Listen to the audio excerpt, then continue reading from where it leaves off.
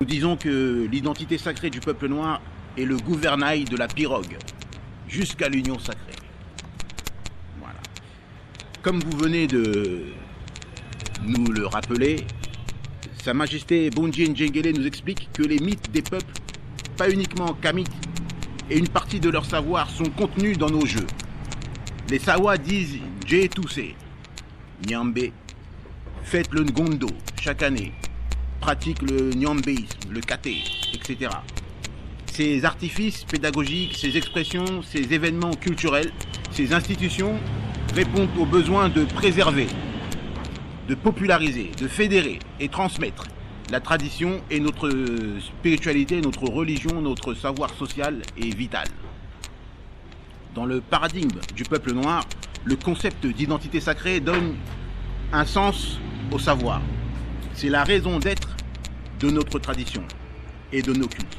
Il permet l'union dans la diversité et relie tous les lignages et tous les cultes pratiqués au sein du peuple noir. C'est une croyance car c'est un concept dont le rôle est de transcender, de guider tout un peuple, comme il l'a fait pour moi et les 14 premiers abonnés du magazine King of Kings jusqu'à l'union sacrée. Lorsque nous disons que l'identité sacrée du peuple noir est le gouvernail jusqu'à l'union sacrée, dans la situation actuelle, qu'en pensez-vous? Oui, je crois que l'image est très bien choisie. Vous vous adressez à un homme de l'eau et l'idée de la pirogue illustre bien le contenu de cette question.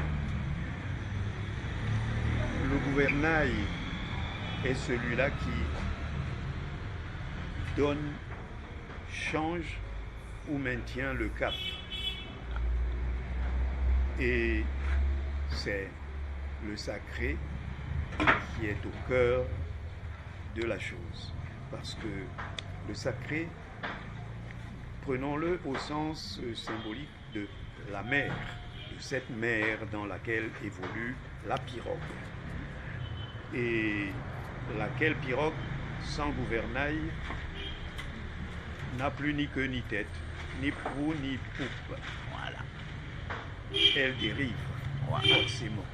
La dérive d'un peuple commence là où il commence à perdre son gouvernail. Voilà. Oui. Nous avons donc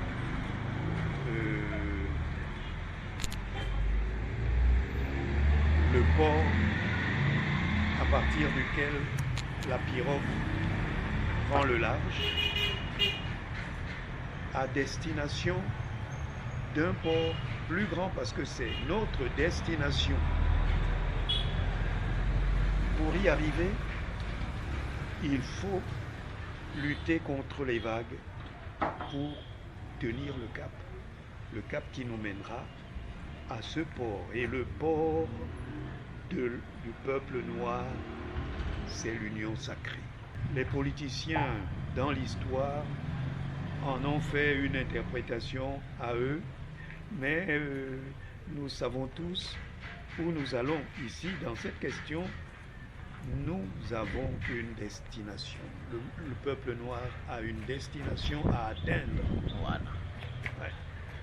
Et pour y arriver, il faut un capitaine au gouvernail. Il faut un timonier. Et il faut les pagayeurs pour servir de moteur.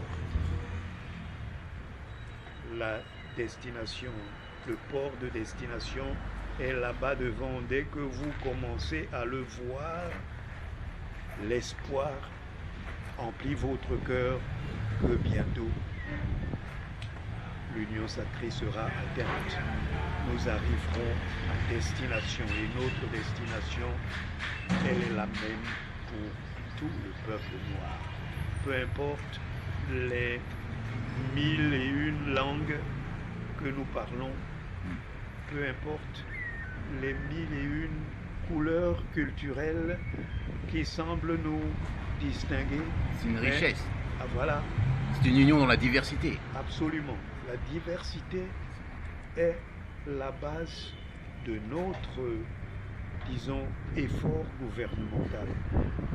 Si nous créons un gouvernement continental, il faut qu'il soit basé sur cette diversité, sans laquelle l'Afrique n'existe pas. Le monde noir, on n'est même plus sûr qu'il est noir. Il peut devenir un monde caméléon. Une pirogue qui va à la dérive, etc. Donc,